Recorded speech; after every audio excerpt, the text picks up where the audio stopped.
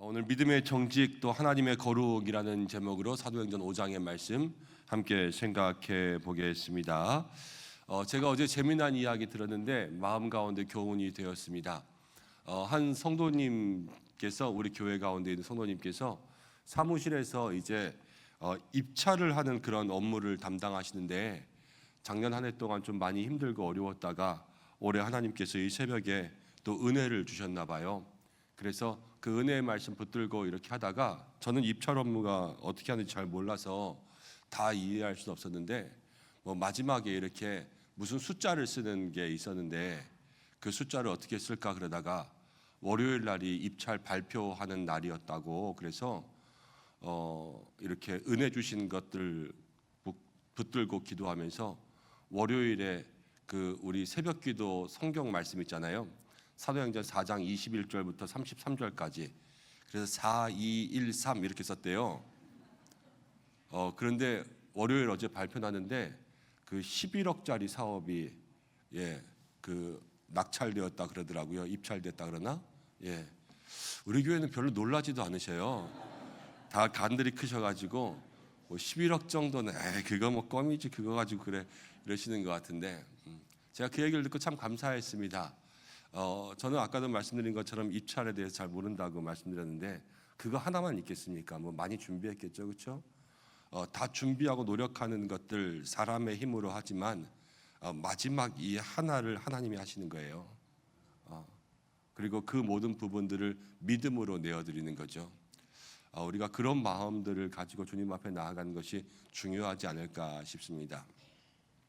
그리고 한 가지 제가 이 얘기를 하면서 염려 들어온 것은, 오늘 집에 가면서 이 성경 구절로 다 복권 살까 봐. 그게 아니라 우리가 열심히 하고 마지막 그 하나를 하나님 앞에 믿음으로 맡길 때 우리가 할 수 없는 일들을 하나님이 하시는 거죠. 그런 은혜 경험하시기를 축복합니다. 말씀을 계속해서 보면은요, 이제 초대교회, 사도행전에 생긴 교회에 놀라운 은혜들이 많이 일어났습니다. 베드로가 설교하니까 3,000명도 하면 5,000명이 이제 회개했고요. 5,000명이 회개하면서 교회가 또 부흥되니까 교회가 신앙생활을 열심히 하기 시작한 거예요. 그래서 한 마음으로 함께 기도하면서 서로의 소유를 나누어 주었습니다. 서로의 소유를 다 팔아서, 말씀 가운데 보면 자기 것을 자기 것이라고 하는 사람이 없었다 그랬어요. 사도행전 4장 23절에. 그러면서 사도들의 발 앞에 다 갖다 놓았습니다. 자기의 소유를 팔아서 사도들의 발 앞에 갖다 놓았다라는 것은 자기들의 마음대로 썼다는 거예요? 아니면 하나님께 드렸다는 거예요? 하나님께 드렸다는 거죠, 그렇죠? 하나님께 드렸다는 거예요. 지금 이 시대로 이야기하면 헌금에 대한 거죠. 그렇게 사도들의 발 앞에 드렸을 때 사도들이 그것을 가지고 그 당시에 모든 어려운 사람들을 다 나누어서 교회 가운데 어려운 사람들이 없게 되었다라는 것을 얘기해 줍니다.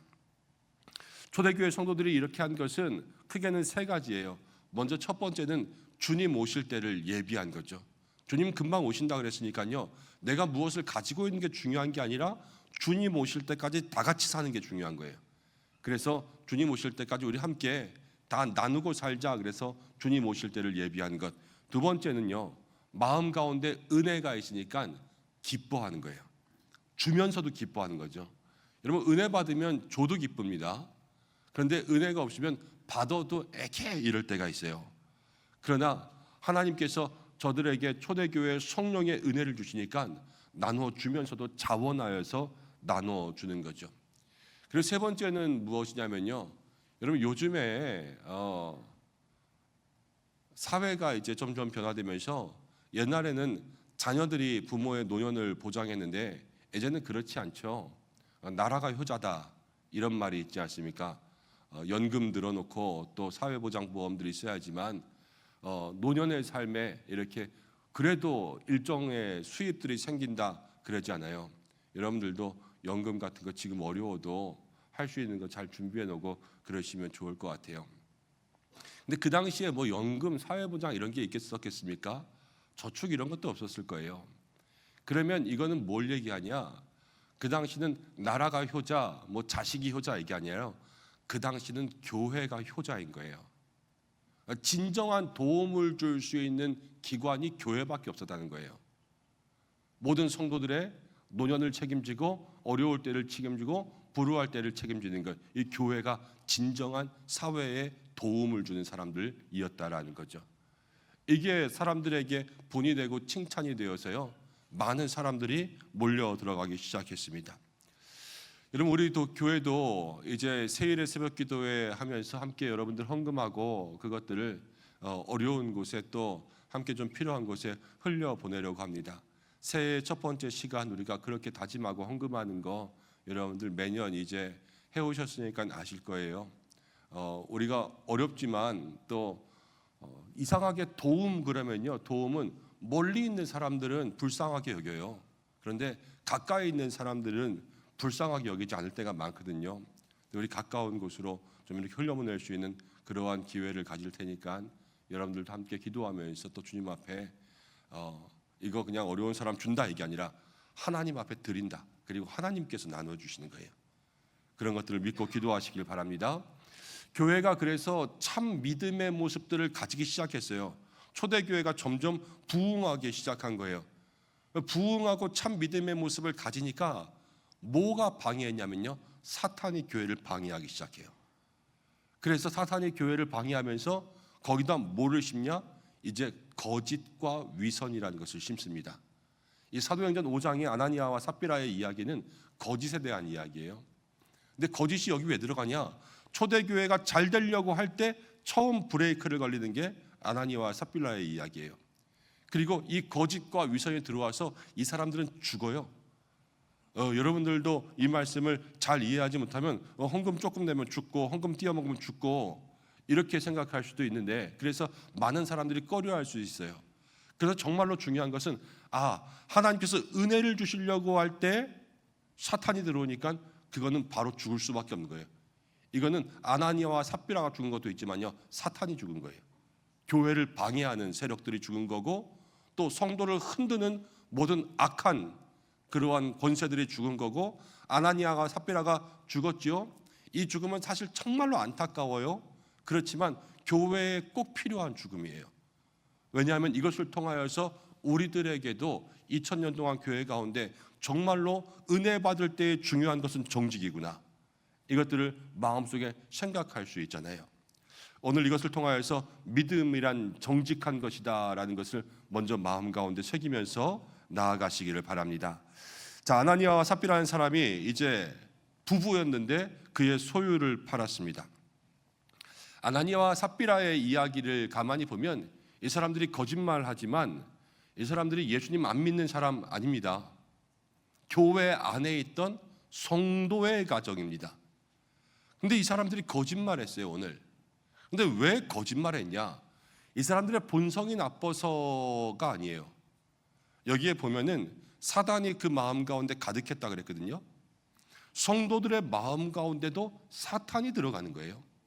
가룟 유다가 그랬죠. 예수님의 제자였는데요, 예수님을 팔 때 그 마음에 사탄이 들어갔어요. 마음에 사탄이 들어가면요, 하나님께서 그 사람을 벌하시는 거예요.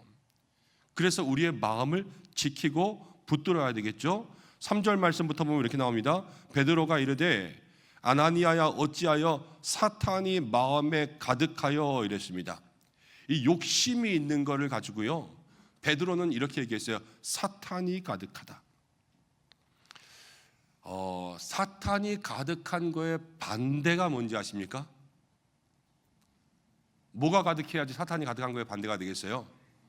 성령이 가득하면 사탄이 가득한 거에 반대가 되겠죠. 여러분, 은혜를 누리고 또 믿음으로 이기는 삶의 그 마음속에는 뭐가 가득해야 되냐면요, 성령이 가득해야 돼요. 근데 성령이 가득하지 않고 사단이 가득한 역사는요, 그 은혜의 길에 방해가 되고요, 믿음에서 실족하는 첫 번째 이유가 된다는 거예요.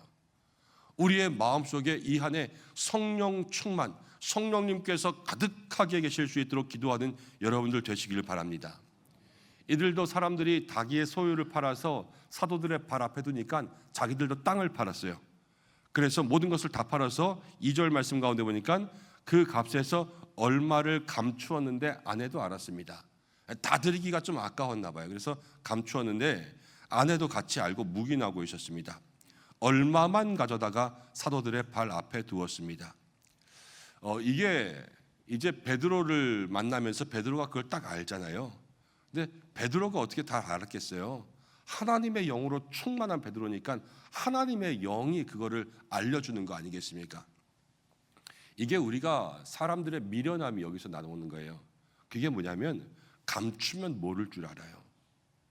그리고 실제로 감추면 몰라요. 여러분, 오늘 제가 주머니에 이 설교하느라고 일부러 예를 들라고 여기에 뭐를 하나 넣어 갖고 왔는데 뭐 넣어 갖고 왔는지 아세요? 아무도 모르죠? 네, 아무것도 없어요. 아무것도. 그 사람은 아무것도 몰라요. 없는 데 있다 그래도 모르고 500원 있는데 1000원 있다 그래도 사람들은 그러냐고 속아요. 그런데 성경에 보면은 누가복음에 바리새인들의 외식에 대해서 예수님 말씀하시면서 예수님 이렇게 이야기하셨어요. 감추인 것이 드러나지 않을 것이 없다. 이건 누구 앞에서 하는 이야기냐면요, 저와 여러분들끼리는 다 몰라요. 그렇지만 하나님은 다 아신다는 거예요. 뭐를 감추는 사람들의 특징이 뭐냐면요, 하나님이 다 아실 거라는 걸 생각하지 않는 거예요. 하나님이 다 아시면 이게 드러날 텐데, 하나님이 분명 드러나게 하실 텐데 이거 감춰봤자 뭔 소용이 있을까? 이것들을 깨닫지 못하고 그냥 인간들의 삶에서 사는 거죠. 감추는 사람은요, 육적인 삶을 사는 사람이에요. 그렇지만 영적인 삶을 사는 사람은요, 감추인 것은 드러나게 되어 있다. 하나님께서 아신다. 이것을 깨달으면서 살아가는 거죠. 여러분, 영의 삶을 살아가는 여러분들 되시길 바랍니다. 하나님이 아시는 거예요. 우리의 마음을 아시고 우리의 속마음을 아시고 우리가 감추인 행동들을 아십니다. 그래서 오늘 아나니아와 삽비라의 이런 모습들을 보면서 우리의 삶에 고쳐야 될 것들을 고쳐야 되죠. 그리고요, 이 사람들이 지금 무엇을 이기지 못했냐면요, 결국은 돈을 이기지 못한 거예요. 돈을. 그렇죠? 줄다리기 운동회 때마다 줄다리기 합니다. 그러면은 우리도 작년에 운동회 하면서 재작년이군요. 줄다리기 하면 교구별로 뭐 팀별로 나와가지고 줄을 당기는 거 아니에요. 영차 당깁니다. 그런데 힘이 강한 쪽이요, 이렇게 당기면 힘이 약한 데는 거기에 끌려가게 돼 있어요. 그렇죠? 끌려가는 게 줄다리기잖아요. 우리의 삶이 그래요. 힘이 약하면 결국 거기에 끌려가게 돼 있거든요. 지금 아나니아와 삽비라는 돈의 힘과 믿음의 힘에서 뭐가 강한 거예요? 돈의 힘이 강해서 믿음이 끌려가는 거예요. 그렇지 않습니까? 여러분, 우리가 믿음의 힘이 강하면요, 돈을 끌고 가요. 그래서 하나님 앞에 아니면 자기 마음 가운데 정한 것들을 그렇게 온전히 행할 수 있도록 믿음으로 이기는 거죠.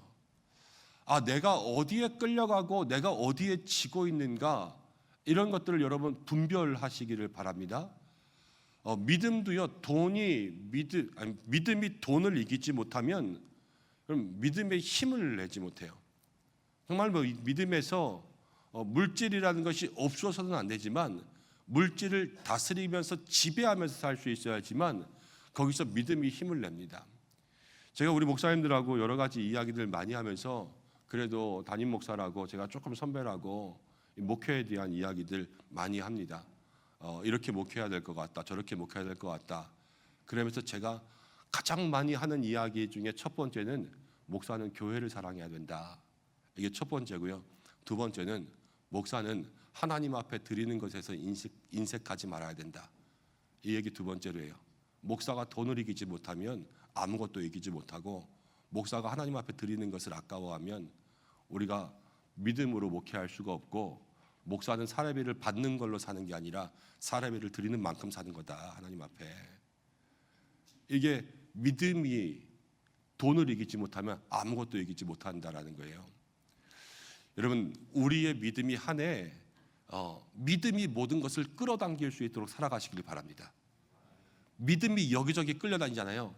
사람 정말로 살 수 없을 정도로 힘들어져요. 그렇지만 믿음이 다 끌어다니잖아요. 그럼 그 믿음의 사람에게 모든 게 다 붙어지게 되어 있어요. 아나니아와 삽비라가 그렇게 속였다가 이제 베드로가요, 그것을 책망합니다. 땅이 그대로 있을 때도 네 땅이 아닌데 판 다음에도 네 마음대로 할 수가 없느냐? 어찌 거짓말을 했느냐? 그런데 누구한테 거짓말했냐면 하나님께 거짓말했느냐? 이렇게 책망했을 때 아나니아가 이 말을 듣고 그 자리에서 바로 죽었어요. 그래서 사람들이 메어가서 장사했습니다. 아내는 어디 다른 데 있었던 것 같아요.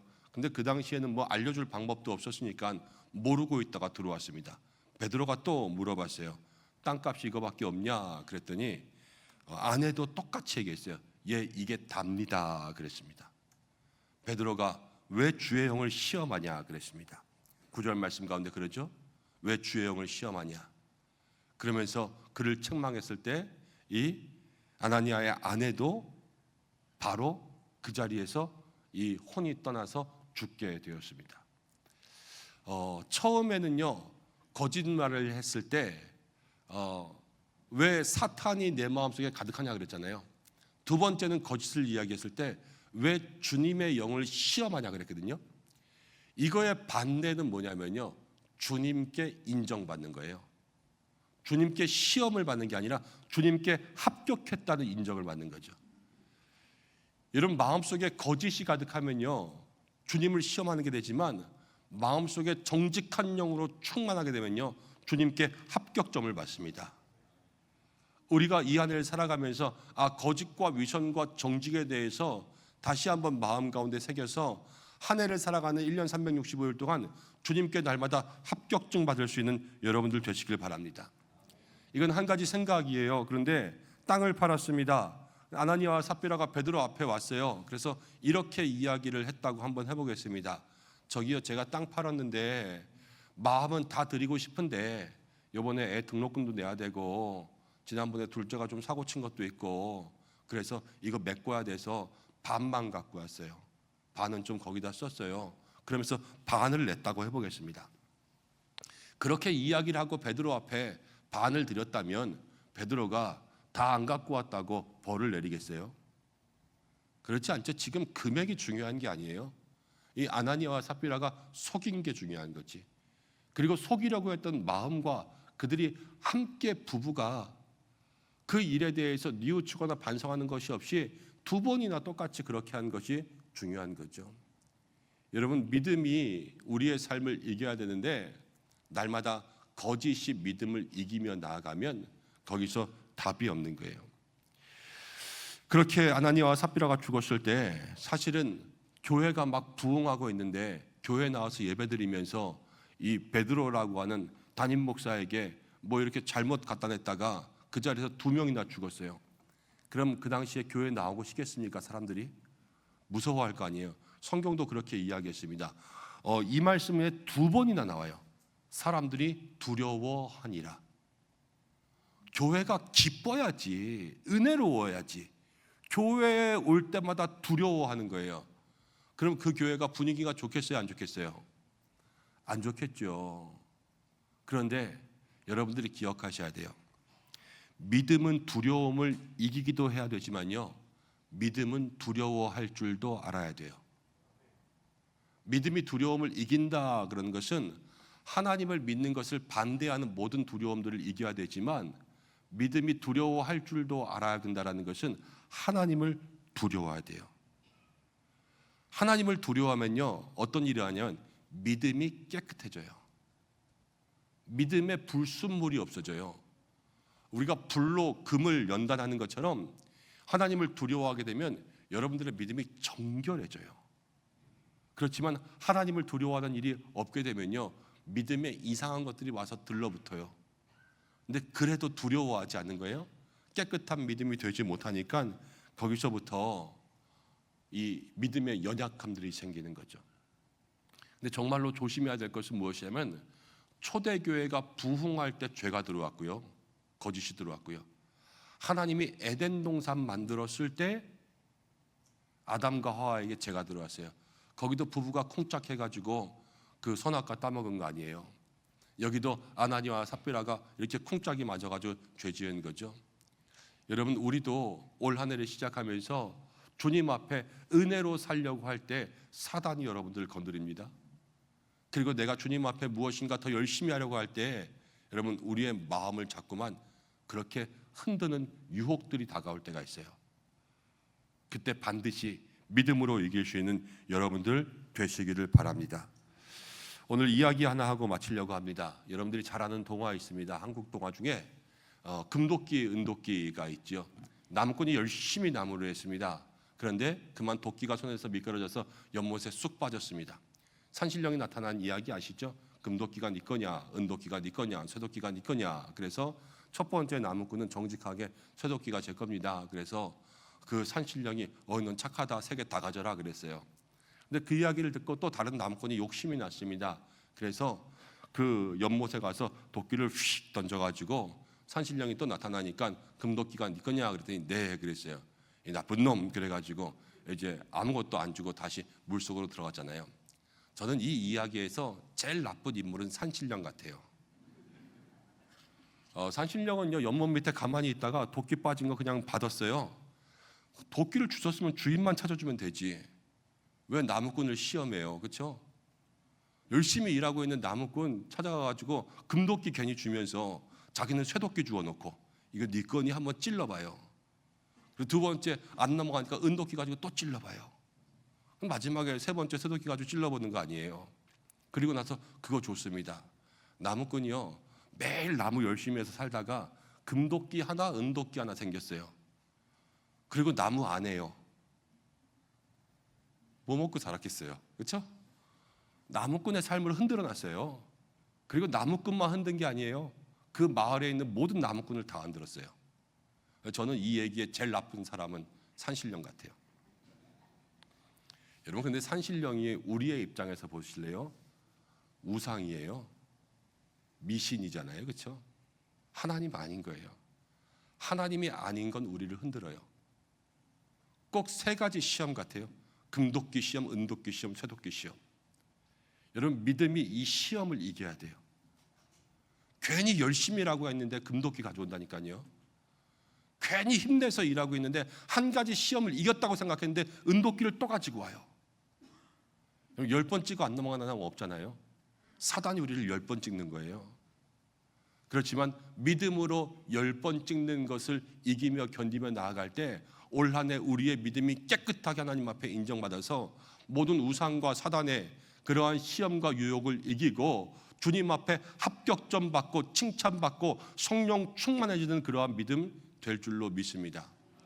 그러한 믿음의 삶으로 올 한 해 승리할 수 있는 저와 여러분들 되시기를 주님의 이름으로 축복합니다. 우리 이 시간 가운데 함께 기도하며 나가겠습니다. 믿음은 정직해야 된다. 오늘 함께 나눕니다. 믿음으로 살려고 하는데 유혹합니다. 우리가 은혜로 살려고 하는데 우리를 와서 흔들어댑니다. 이게 다른 세상 이야기가 아니라 성도들 이야기라는 거예요. 꼭 악한 사탄 마귀는 세상 사람들 괴롭히는 게 아니라 성도를 괴롭혀요. 성도를. 올 한 해 우리가 믿음으로 이기려고 할 때 주여 세상 유혹 다 견디며 살아갈 수 있도록 인도하시고 세상 욕심에 빠지지 않도록 인도하시고 악한 것들이 내게 다가올 때에도 믿음으로 이길 수 있도록 인도하여 주시고 늘 믿음의 깨끗함, 순결함을 유지하여서 하나님 앞에 합격점 받을 수 있는 그러한 믿음의 성도들 될 수 있도록 해달라고 오늘 이 말씀 생각하면서 하나님을 두려워하는 정직한 믿음 우리에게 허락해달라고 잠시 마음 모아 기도하겠습니다.